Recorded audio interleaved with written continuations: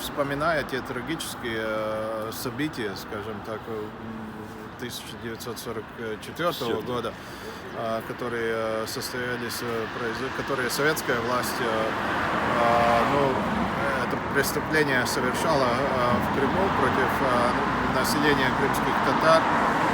Нам это очень близко к сердцу, нам это все очень понятно, потому что очень подобные преступления были совершены советской властью в Латвии, в оккупированной Латвии. И, конечно, наши чувства, наше сочувствие и понимание все время будет вместе с крымско-татарским народом.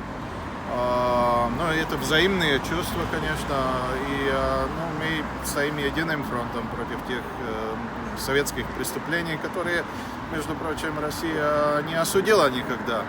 И этот суд еще впереди нас ожидает. Латвія пізнала декілька хвиль депортації в 1941 році у червні, буквально напередодні вторгнення фашистської Німеччини. Потім в 1948, 49, 51 роках 65 тисяч, як мінімум, латишів були депортовані в Сибір, до Уралу.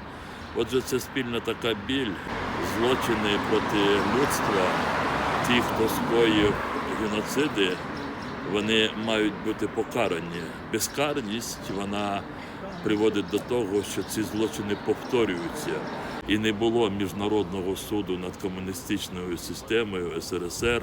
Це говорить і це привело до того, що в 2022 році, а вірніше в 2014 році, знову той центр, який є сьогодні столицею Росії, той центр, який давав накази про депортацію кримських татар, він вже дав наказ знищити українську державу і українську націю.